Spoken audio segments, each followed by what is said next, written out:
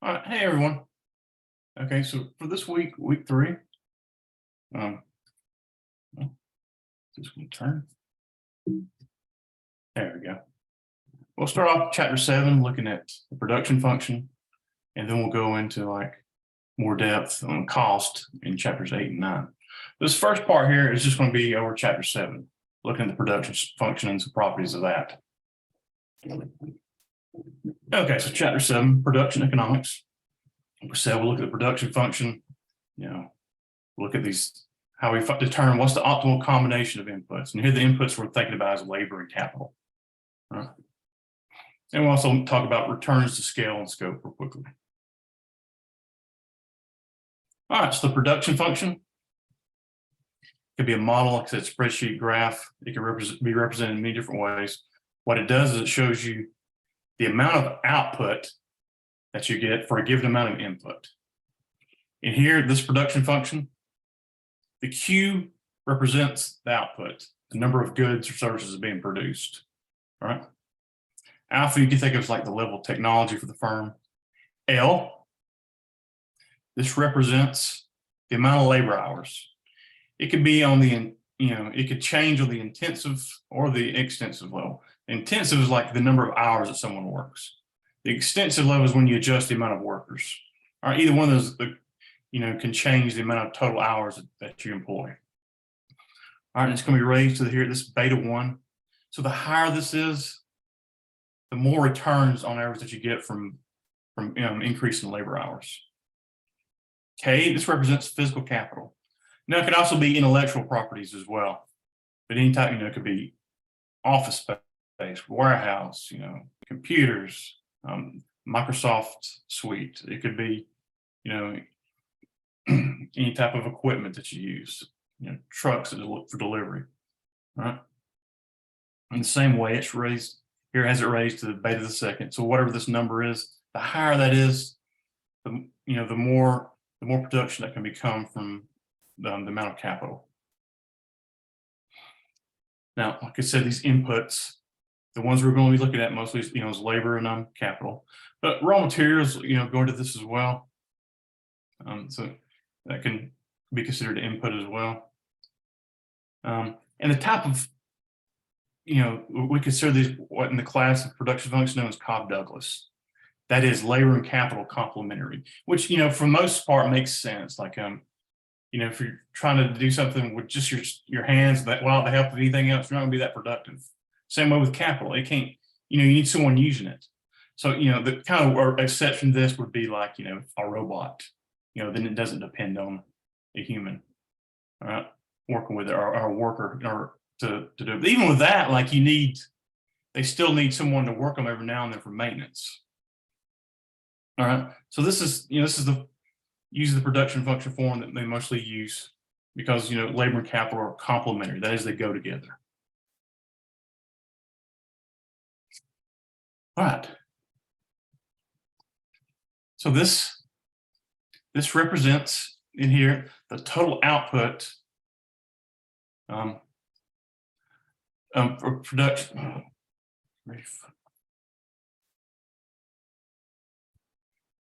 All right. Total output of production from this mine. This is like the amount of tons that can be produced, like in a given day. All right, depending on the input, that is the number of workers. Here they're doing it on the extensive form. They're changing the amount of workers. And here, this is the amount of horsepower, I guess, in the mining equipment that's trying to mine the minerals out. Okay, so of note here, as you can see, as you increase labor, all right, you're going to see an increase in production at first. Right. And of note here, like if this is, so okay, let's say if you have 2 workers and the amount of horsepower that you have available is 250, well then 2 tons output. If it's 5 workers and 250, well then it's 16, and so on. At first it's going to keep increasing. And at first it increases more, but then it starts, has what's known as diminishing returns. As the more workers you add, maybe they're not quite as productive or aren't able to work somewhere that's as productive in the mine, and so their production starts decreasing. It increases but then it starts getting to be a smaller and smaller increase until finally you can actually see a negative change here that takes place in the total production. All right. Now this works the same way with capital. Let me highlight this. Just makes it a little bit easier to see here. Okay. All right. So let's say, okay, well, what if there's 750 horsepower is being used and 7 workers? Well, then it's, 62 tons of the metal can be mined in this time period, the mineral, sorry.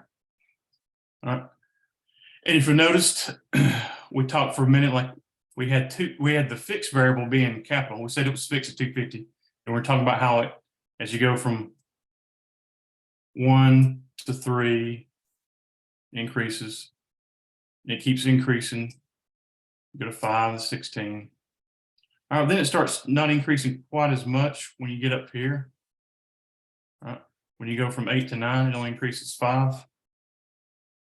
But then when you go from 9 to 10, all right, output actually decreases. Okay. And this represents the diminishing returns that's going to happen. This seems kind of weird. Like, why would you, if you add people like it, you'd actually like have less output? Let's do the amount of space that's available. It can get too cluttered, just things, you can get just too disorganized where like you actually produce less. Now, let's see, can you erase this? Okay. All right, well now let's say we're going to keep labor fixed. Well, what's going to happen, as we increase the amount of capital, all right? As we go from 250 to 750, it's increasing, all right? Increasing a good bit. But if you notice, like as we go from 750 to 1,000, well, it's not increasing that much. And then to 1,250, increase a little bit, but not much. And then it's going to when you go to 1,500, it's not going to increase at all. All right? It's just kind of stuck there. So adding more horsepower is not really going to make any difference at that point. All right, this captures, like I said, what's known as diminishing returns. All right. So if this wasn't the case, like you would see, in theory, an infinite amount of production, because it would keep becoming more and more productive to keep adding. But that's not the case, though. All right, and this is kind of a constraint that firms face. And this is what, as we'll see in a minute, this really plays a part, like, how much they try to produce, how much labor and capital they want to employ. All right. Let's see. Go to next. All right, and as I mentioned, we was talking about when an input's fixed, that's when you're leaving it the same. At first I showed like, well, leave capital fixed. We'll see what happens when you, increase labor. All right. And the variable input is the one that you're going to switch back and forth. And so this is what, like, if you're a manager, if you have this information, like, this is going to play a big part in like how much you want to produce here. You want to look at this. All right. Now the missing piece here is like what's the wage price? What's the cost for capital, the rental rate for it? That plays a part in it as well. Okay, but this is a big thing that you're doing. Like you're thinking, this gets back to kind of the big thing with micro. I was just thinking on the margin. All right, you're not looking at the total. You're looking at each incremental, adding labor here, some more capital. All right, well, which combination is going to give me the most profit? All right, and a big part of that is how much more production you're going to get from the goods. But you also, how much more do you get for this good, the revenue, because you need the price too. But like this still plays a big part in it, like determining what amount of capital and labor you're going to employ. Now, when you think about, there's kind of two different time horizons that, we break it down when we think about economics here. That is the short run and the long run. Now, the short run, some of these resources you're not going to be able to switch that much. Like you can't really adjust them in the short run. And most of the time when we think, we talk about capital. All right, capital is kind of fixed in the short run. You can't really adjust it as easily. All right? And the reason it's kind of fixed and labor is not, well, it's easy to adjust. Someone's like, okay, you're not going to work as many hours next week, or you can add somebody fairly quickly. You can hire someone temporary. You can cut someone's hours. Are you going to be working less hours this week? You can adjust that pretty rapidly. But when you're trying to invest in capital, it takes time. You got to make a decision on it. Like, well, is it going to be worthwhile to do this? Is this business going to stay picked up enough, like over in the long run, to be worthwhile to do this? If you do it, you got to be able to, borrow funds for it by issuing bonds or, issuing stocks, however you want to raise the funds for it. So it's just a bigger deal to do this. And so that's why, it's considered most of the time when you think about it, like you can adjust capital in what's known as the long run, right? Here in the long run, any resource that you use, you can adjust the amount you want to use it with it. All right. In the short run, you're constrained, usually the labor, but in the long run, you can adjust capital as easily as well. All right. So here, we're adding a couple other things here. What's known as the marginal product of labor. So you have the total product, which is what we looked at earlier. It was showing as you add labor or capital, how much production you get. And here they have the capital fixed at 750. So this is kind of realistic. Like you're looking for week to week, what you want to do. All right. This is the amount of capital you have. To change that would take a while. So this is kind of a short run thing. And so what you want to look at is like, you don't want to just look at your total production. You want to look at your marginal product of labor here, right? And the marginal product of labor, this is just what sort of change in output do you get from additional unit of labor here, okay? All right, so if you go from 0 to 1, you're adding 1 unit of labor. What's your production going? It's going from 0 to 6, right? So the change in output, Q, is 6, divided by the change in labor, which is 1. So it's going to, it's going to be a positive 6. Okay. What about down here? Let's say if you're going from 4 to 5. Well, total product's going from 44 to 55, so it's an increase of 11. You add 1 more unit of labor, so you divide by 1. All right, so 55 minus 44 is 11. You increase them by 11. You divide it by 1. And so you have a marginal product of labor of 1 here. I'm sorry, 11. Now, as you see, this actually, turns negative. All right. Here, there's no change. Then as you go down here, it starts becoming negative. All right. As you can see, like as you go from 8 to 9, it goes from 62 to 61. So you're actually, there's actually a negative marginal product of labor here. All right, because the change is -1 in output divided by the change in labor 1, so you have a -1. Now this is completely different than the average product of labor. The average product of labor is just the total amount of output divided by the total amount of labor. Okay, so total amount of output here is 29. Total amount of labor is 3, so you take 29 divided by 3, and you get 9.67 here. All right, same's here. Look here, like total output 60 divided by the total amount of labor 6. That's 10. All right, so that's the average product of labor. So those are going to be 2 different things. Make sure you keep those straight for your homework. And this average product, it's not ever going to go negative. That's the thing about marginal product; it can actually go negative. And this is really what you're going to look at. That's really going to, because you don't ever want to do this where you're adding labor and you're producing less. It makes no sense to do that. Okay. All right, so you can rule out ever doing that. Now, even when it's positive, it may not be enough to cover the cost. So you got to take those into account as well. But you always know you want to avoid this at all costs. You definitely don't want to go into the negative or adding more labor when it doesn't do anything. So that's a definite no. All right, let's see. Let's go to the next slide. It's going to let me.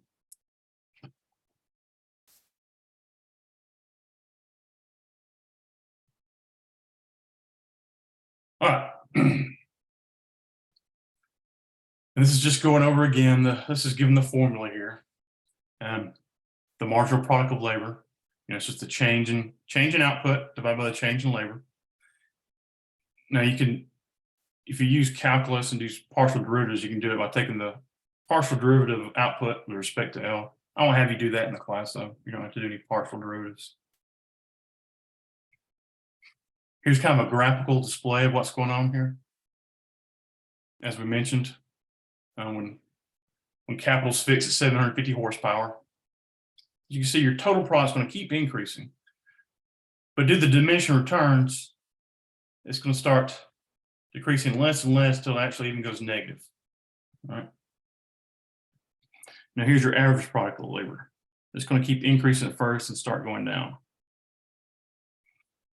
And it starts going down once the marginal product of labor kind of stalls, and then actually, like I mentioned, the marginal product, it can actually go negative. And that's definitely where you want to avoid. All right. No matter what your costs are, you want to avoid this area here where like you're actually producing less. And here, this is just talking about the diminishing marginal returns. And so just to kind of get an overview of what's going on here, like, there's many different reasons for this. Firstly, like when you first add workers, they're probably the most qualified to do it. You're going to put them at the most productive jobs. So your increase in productivity is going to be really high at first, especially once you add a few, and like you can have them specialize more. Then as you keep adding more, like maybe these workers aren't quite as good at what they do. You don't have quite as much productive work to do. And in addition to that, remember, your capital's fixed. So there's only a certain amount of capital to use here. And then once you get to a really large number of workers, it can actually become zero and negative. All right, so if you're thinking about the mine, like, well, there's only so much mining equipment. Things get really packed and crowded. There's a lot of confusion, a lot of just wasting the time. And in fact, where it makes it so that workers are even producing less than they would if they hadn't hired a few of these extra people. Okay, so it makes things more difficult for the people to get things done. So as a result of that, there's going to be less production. Period. All right, and so this is. Let's look at the example here they give for this. So this is an example they give, like where this happened, where like they actually started producing less. Right? It was at a Boeing assembly plant. All right. So they wanted to go raise production from 244 aircraft to 560. So the plant went to three shifts. And so there's a lot more parts coming in. Now, one thing I tell you, probably that does happen here. That means these plants, they went to 3 shifts. There's probably not much downtime. And so this doesn't allow the maintenance people to be able to like really fix the equipment the way it should do. So instead they're just kind of constantly patching things up. And then eventually that's going to lead to everything just being less productive, the capital not being as maintained like it should. And so as a result of that, it's going to decrease production. But it just talks about how it caused a mess when they tried to do all this. They really didn't have capacity to do this. There really wasn't, there's these constraints you face, like with the amount of capital, just space, and then just organizing everything in this given amount of space and time. It just made everything really, really bad. So finally they decided, well, we can't do this. We got to cut back our production. They started using some leaner production techniques and outsource some of the work. And they adopted the just in time, which can cause problems, like as you saw, like with COVID, but like it is more efficient when things are going well. Okay. So it seems kind of counterintuitive, but when you think about it, like, if you just add too many people, like in certain instances, it'll decrease production up front. This doesn't happen most of the time because most places aren't going to hire too much when this happens, but it is possible for it to occur if you go past a certain amount of people being hired. All right, so here they're talking about kind of the exception to this. They're talking about network effects. That is like with some kind of product, you keep selling it, more people hear about it. Well, I need to use that too, so I can work with someone else here. All right, like if you're working on Office, doing something, you need to be able to share files. Well, the other people that you're sharing files to work with, they need to be able to work with it as well. It kind of becomes, the industry standard. All right, this is due to the network effects. The more people that use it, the more value it becomes. The more people want to use it as well. So here's one of the things where it can kind of, you avoid these diminishing returns. All right, you keep increasing the amount of people that sell this, like because more and more people use it, more and more people want to adopt it. It makes their job easier where they can sell it, and so you can actually see like, an increase of profitability and like all right, which leads to a decrease in the amount of money that you need to spend on marketing. Right? Like I said, this is any type of product where the more people that use it, the more people are going to in turn need to use it as well. Right? Money is a great example. I mean, it's not a product somebody made other than the government, but like that's what explains how money works, how it gets adopted. The more people you see using it, the more people will want to use it and the more valuable it becomes. Right? And kind of the way the government's kind of enforce this network effect is like, well, they make you pay taxes in the whatever currency the country's using. And so because that everybody needs to have it and use it, so everybody accepts it, and then it takes off, and it's like it's the common currency that everyone uses, a medium exchange. And the same thing, this network effects works with like these certain products. And it kind of talks about here, kind of extending from the network effects. When things are sold, that's it. You can't sell it again. But information, you can sell it again. So like, a lot of times this information, like this network effects, are going to work with that as well. And so you can increase your production of it, and it's not going to, you're not going to see these diminishing returns as much. Let's see what.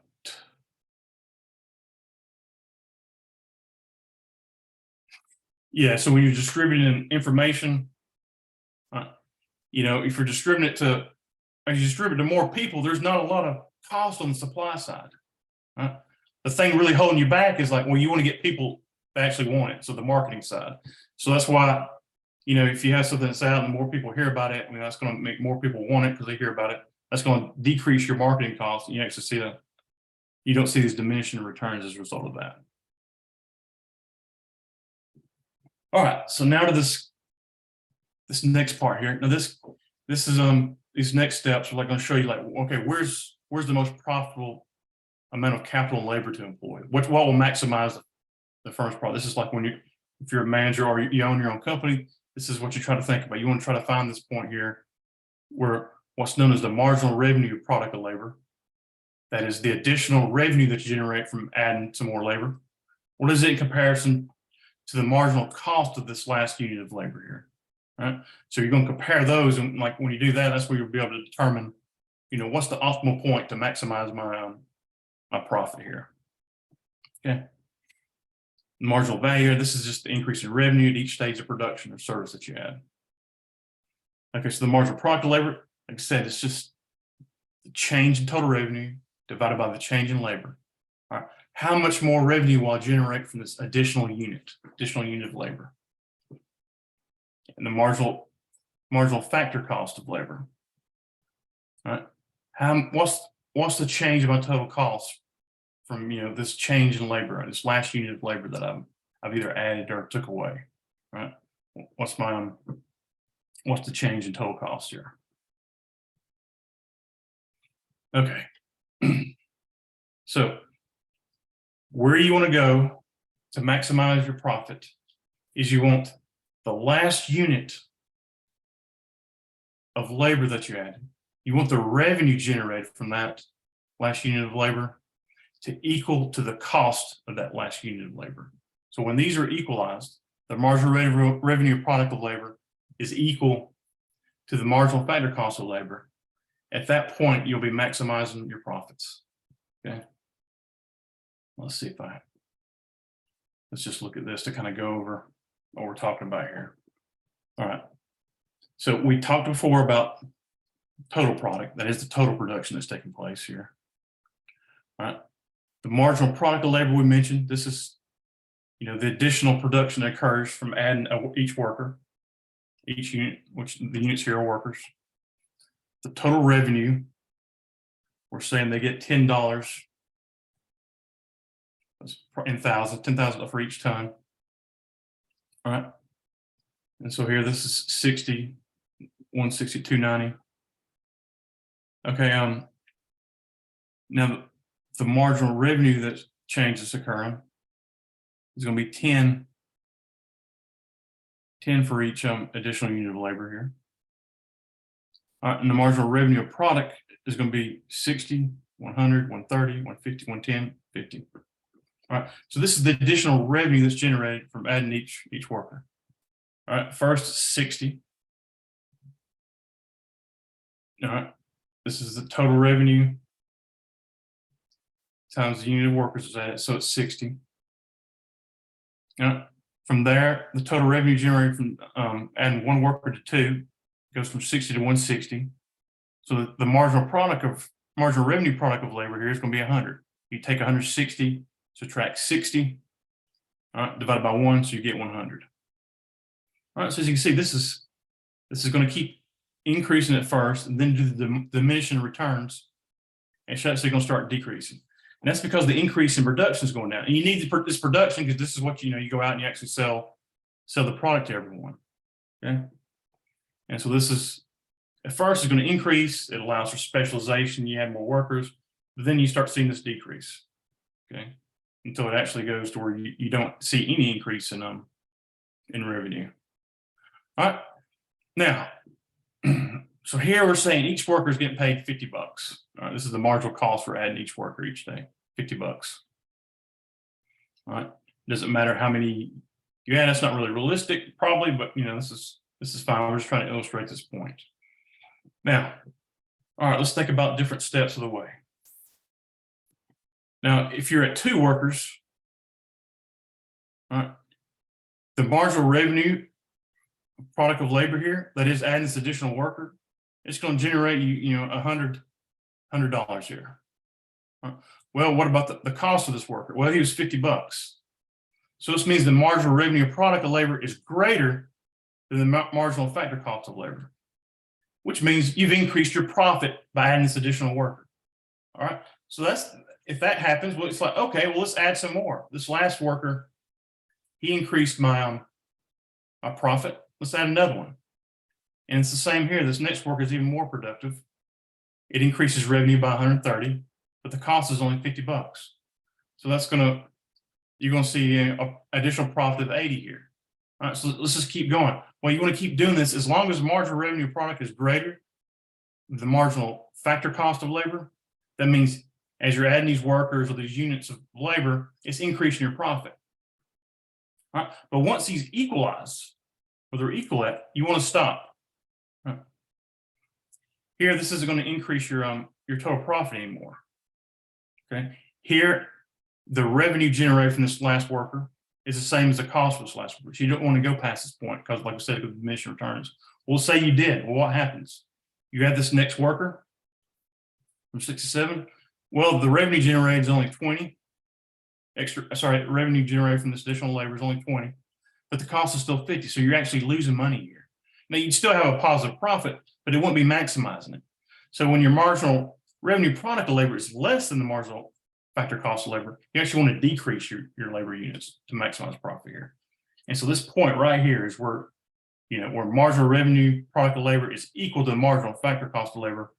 This is what's going to maximize your profit. This is what if you're running the company, you're a manager, or like you want to try to find this point if you can. If you can, this is the amount of, if you can sell this amount of profit, amount of your goods or services, this is where you want to do to try to maximize your profits. Okay, we're kind of assuming a way that you can sell everything that you produce here, which is probably the case when you're talking about mining this stuff. You're going to be able to probably sell it because like your production really doesn't affect the whole. In comparison to like the world market, it's not really a big dent. Okay. Another thing to keep in mind, all right, is the cost. We haven't said too much about that. All right, so the cost of labor, this is, they're represented here by C to the L, but it's wage, or W is usually how they're represented. This is your wages that you have to pay for every unit of labor that you employ. In capital, CK here, this represents, it's usually called the rental rate, the rental cost of capital here. All right, that's how much for each unit of capital that you employ, how much that it costs. You add those together, the cost per hour or unit of labor hours times the amount that you use, and the rental rate times the amount of capital that you use. And that gives you your total cost here, C. Now, 2 ways to people think about things. As you give yourself a constraint, okay, this is how much good I want to sell. I need to sell this. This is how much I know I can sell in the market. Now I want to employ capital and labor where it minimizes my total cost. That's one way to do it. All right, another way is saying, okay, I have a total cost that I can employ here. I want to maximize my output. Get as much production as I can because I know I can sell everything with a given amount of total cost constraint. All right, here this is kind of showing, these are what's known as an ISO cost curve. The further out, the more expensive. Any combination of labor and capital on this line here costs $500. And here, 400. Now here, as you see, C, 1,250 horsepower and 2 workers. That's going to cost somewhere between $300 and $400, like $350 maybe. Right?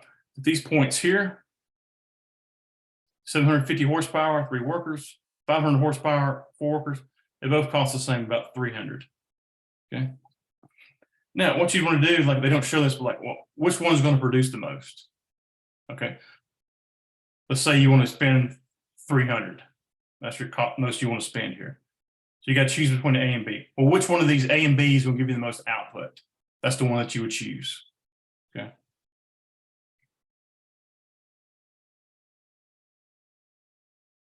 All right. This last thing to keep in mind is what's known as returns to scale. That is,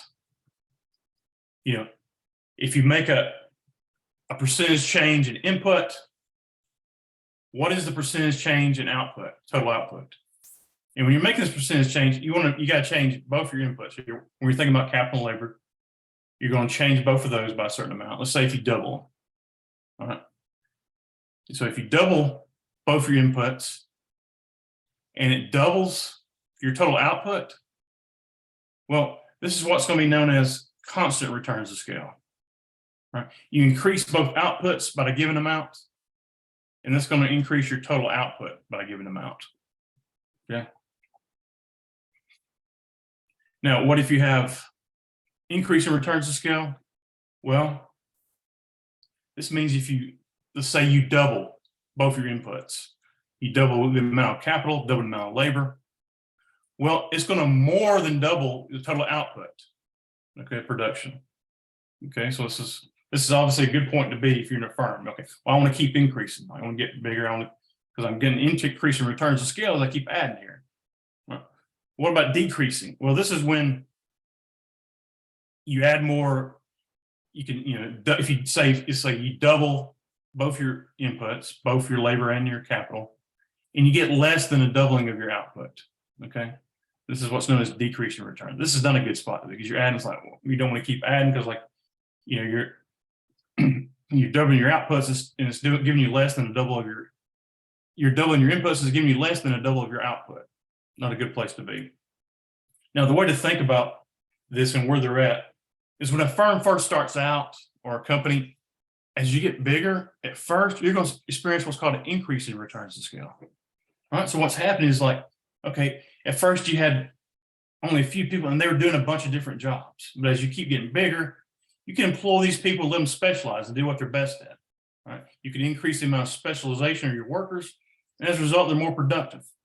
And it's the same thing with capital as well. Like, you could employ like more specialized types of capital, types of equipment, or some, computers, program, whatever, and to go along with the worker that's specialized in a certain type of skill.